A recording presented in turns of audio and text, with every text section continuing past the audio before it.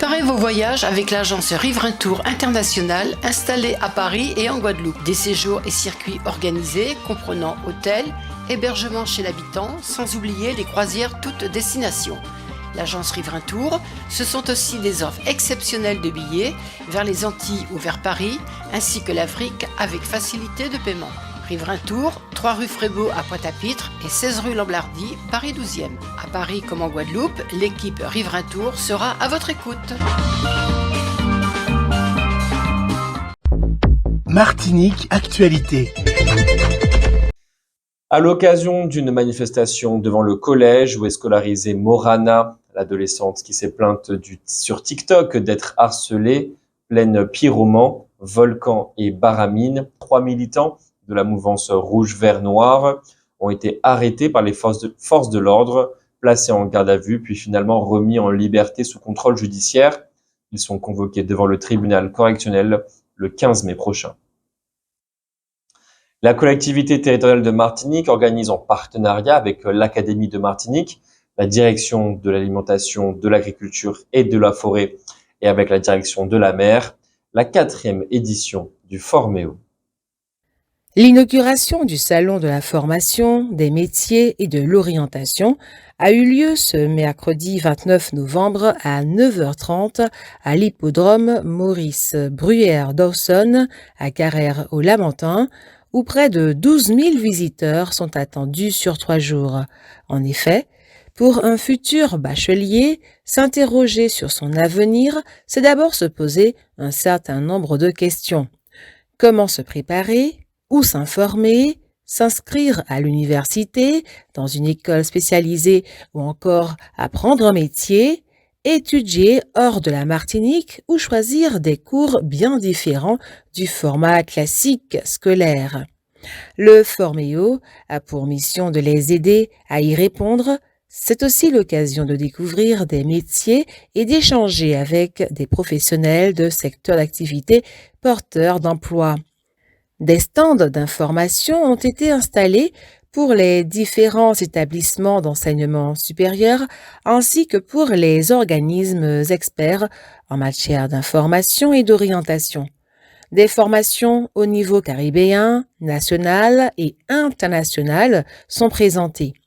Mise en place également pendant ces 3 jours, un speed dating dont l'objectif est la proposition ferme de stages à effectuer.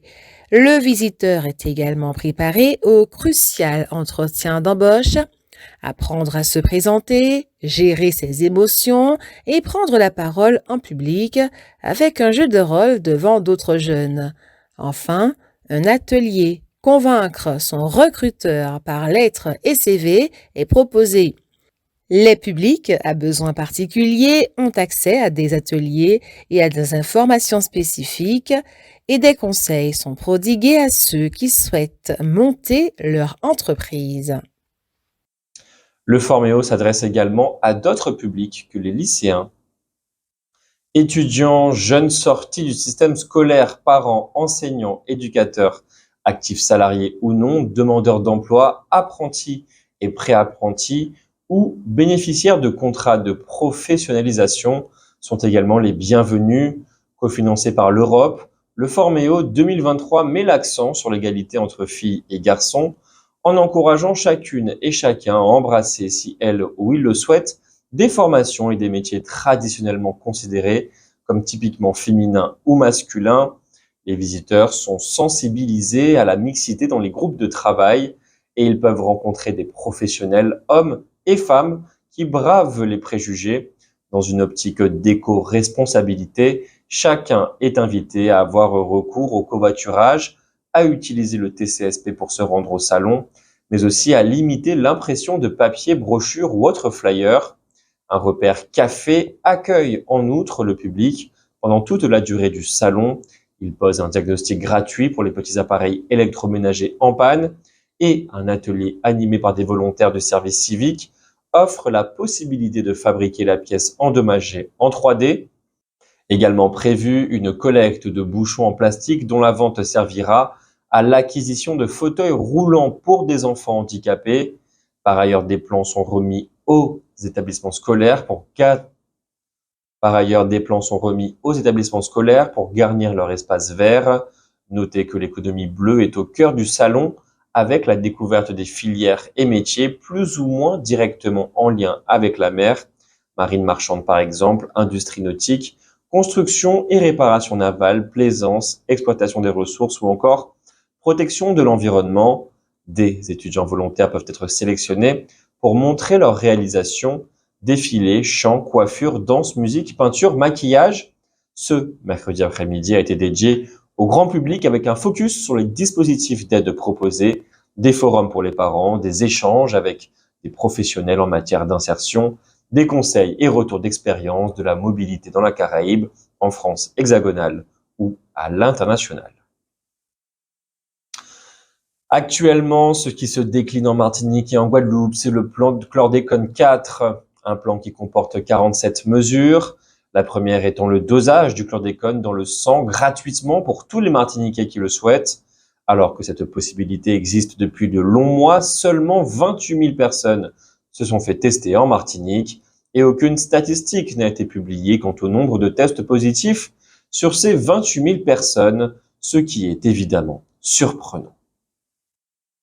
C'est ce lundi 27 novembre qu'a été lancée la 19e édition de la semaine École-Entreprise. Le rectorat et le MEDEF de la Martinique ont ouvert ce lundi à 9 h au Swatch Hotel la cérémonie de lancement de cette 19e édition de la semaine École-Entreprise intitulée « Fiers de l'excellence de nos métiers », engagés avec et pour la jeunesse. Les actions qui seront réalisées dans ce cadre ont pour vocation de réaffirmer et de continuer à développer les liens existants entre les mondes éducatifs et économiques. L'objectif est de permettre une meilleure orientation professionnelle et insertion des jeunes Martiniquais en les sensibilisant aux compétences de demain. Il s'agit aussi de donner aux jeunes l'envie de devenir entrepreneurs et de participer au développement économique, social et humain de leur région. Des visites d'entreprise et des stages sont donc programmés tout au long de la semaine. Des professionnels se rendront également dans des salles de classe et des personnels de l'éducation nationale seront en immersion dans des entreprises. La Dame de Bellefontaine, comme son nom ne l'indique pas, est un club d'échecs. Quoique nouvellement créé, il a su mettre en place dimanche dernier une compétition qui a réuni une soixantaine de personnes, ce qui n'est pas rien. Cela s'est passé à la Maison des associations et de la vie culturelle. Il fallait le craindre, l'interdiction d'utiliser les pesticides dans les plantations de bananes les a mises presque sans défense face aux parasites qui les attaquent. Par exemple, elles sont victimes actuellement de la cercosporiose. Contre ce parasite, les planteurs disposent d'un atomiseur, mais cet appareil est loin d'être suffisamment efficace. Quant aux scientifiques du CIRAD, Centre de coopération internationale en recherche agronomique pour le développement, ils ne trouvent actuellement aucune solution respectueuse de l'environnement pour lutter contre cette maladie. Ils ont proposé de planter des haies sur les plantations pour freiner l'émancipation des parasites. Ce genre de solution n'a évidemment qu'une efficacité relative. Les bananes, il faut le savoir, sont également victimes du dérèglement climatique. Tout cela conjugué fait que certains parlent même d'une disparition possible de cette culture sur notre territoire et ils réfléchissent à une autre agriculture, une agriculture plus diversifiée. Beaucoup pensent aux produits maraîchers, d'autres pensent au cacao, au café, aux plantes médicinales, mais ça suppose l'ouverture de marchés qui sont déjà investis par beaucoup d'autres et que nous connaissons mal. Notons que pour la collectivité territoriale de Martinique, la diversification agricole ne constitue pas une réponse efficace au problème de la filière banane. Concernant les effets nocifs des pesticides en Martinique, 45 personnes ont été indemnisées. Rappelons que le cancer de la prostate a été reconnu comme maladie professionnelle pour les gens qui ont été soumis aux pesticides. L'association Phyto-Victimes, en lien avec France Asso Santé Martinique, aide gratuitement les victimes à faire leur démarche grâce au financement du plan chlordécone. Move Outre-mer en action, très engagé dans le domaine de la transition durable, organise une rencontre sur le thème « Comment s'engager collectivement sur notre territoire ?» C'est aujourd'hui, mercredi 29 novembre, de 15h30 à 21h à la Coup Digital. Au programme, un atelier collectif suivi d'une table ronde et en dernière heure, un échange autour d'un apéritif dînatoire. Inscription nécessaire sur le site. À partir de janvier 2024, l'ALMA, l'Autorité européenne de lutte contre le blanchiment de fonds, sera opérationnelle. Elle aura pour mission de surveiller les 27 États membres dans leurs efforts pour démanteler les réseaux de blanchiment liés au terrorisme et à d'autres activités criminelles. La compétition pour accueillir le siège de l'Autorité européenne de lutte contre le blanchiment de fonds est actuellement en cours. Parmi les villes ayant déposé des candidatures officielles, on peut retenir Paris, Rome et Francfort. L'autorité sera la première institution européenne exclusivement dédiée à la lutte contre le blanchiment de fonds et le financement du terrorisme. Malgré les efforts antérieurs de l'Union européenne, comme la première directive anti-blanchiment adoptée en 1991, les lacunes persistent à cause du manque d'harmonisation des réglementations anti-blanchiment au niveau communautaire.